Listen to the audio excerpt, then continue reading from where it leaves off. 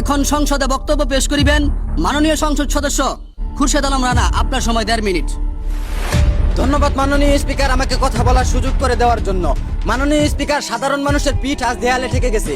চাল ডাল তেল থেকে শুরু করে প্রতিটি নিত্যপণ্যের দাম আজ আকাশচুম্বী। বাজারের উপর চাঁদাবাজি সিন্ডিকেটের যে নিয়ন্ত্রণ চলছে তা ভাঙতে এখনো সরকারের কোনো কার্যকর ভূমিকা দেখতে পাচ্ছি না আমরা। নিম্নবিত্ত ও মধ্যবিত্ত পরিবারগুলো ঠিকমতো 3 বেলা ভাত খেতে পারছে না। মাননীয় স্পিকার, আমি বর্তমান সরকারের কাছে অনুরোধ করব, বাজার মনিটরিং ব্যবস্থাকে লোক দেখানো না করে চাঁদাবাজি ও সিন্ডিকেট করা ব্যবসায়ীদের যেন আইনের আওতায় আনা হয়। আমি আরো বলতে চাই মাননীয় স্পিকার, আমাদের উচ্চ শিক্ষিত যুব সমাজ কর্মসংস্থানের অভাবে আজ হতাশ।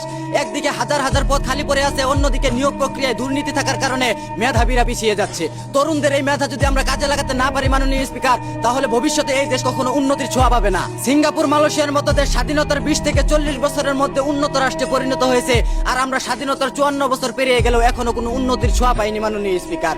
চীন যেখানে 80 বছর পর কি হবে তা নিয়ে চিন্তা করে, আর আমরা 71-এর চেতনা দিয়ে দেশ চালানোর চেষ্টা করছি মাননীয় স্পিকার। মাননীয় স্পিকার, নেপালে গণ অভ্যুত্থানের পর তারা পেয়েছে আত্মসম্মান ও দুর্নীতিমুক্ত রাষ্ট্র, আর আমরা 24-এর গণ অভ্যুত্থানের পর পেয়েছি মন্ত্রীর চেয়ার বদল, সমালোচনা ও নিন্দা, একই সীমান্ত একই হত্যা, আগের মতোই লাশ ফেরতের অপেক্ষা। ভারত যেখানে আমাদের দেশের উপর মিসাইল পরীক্ষা করে, আর তা নিয়ে আমাদের দেশীয় বুদ্ধিজীবীরা ফেসবুক, টিকটক, ইউটিউবে যুদ্ধ করে। যে জাতির চিন্তা ভাবনা এত নিম্নমানের, সে জাতির উন্নতির আশা করাটাও এক ধরনের বোকামি। ধন্যবাদ মাননীয় স্পিকার। ধন্যবাদ মাননীয় সদস্য। এখন বক্তব্য রাখবেন মাননীয় সংসদ সদস্য আব্দুল্লাহ আল মামুন। আপনার সময় 2 মিনিট।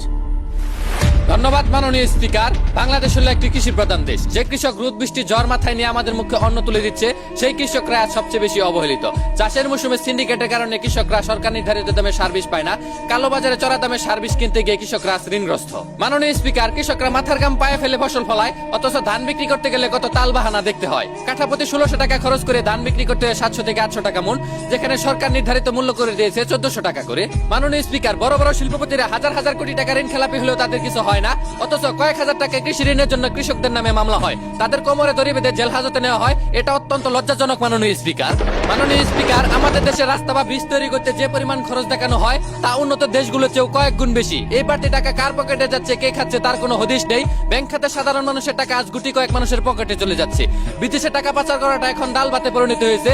আমরা যদি এই টাকা পাচারকারীদের ধরতে না পারি মাননীয় স্পিকার, তাহলে আমাদের আউলিয়া দেশ যে কোনো সময় দেউলিয়া হয়ে যেতে পারে। মাননীয় স্পিকার, জন্ম নিবন্ধন থেকে শুরু করে সরকারি হাসপাতালে চিকিৎসা, সব জায়গায় টাকা ছাড়া ফাইল নড়ে না। সাধারণ মানুষ আজ সিস্টেমের কাছে জিম্মি। মাননীয় স্পিকার, আমরা যদি এই দুর্নীতির লাগাম টেনে ধরতে না পারি, কৃষকদের রক্ষা করতে না পারি, তাহলে ইতিহাসের কাঠগড়ায় আমাদের জবাবদিহি করতে হবে। ধন্যবাদ মাননীয় স্পিকার।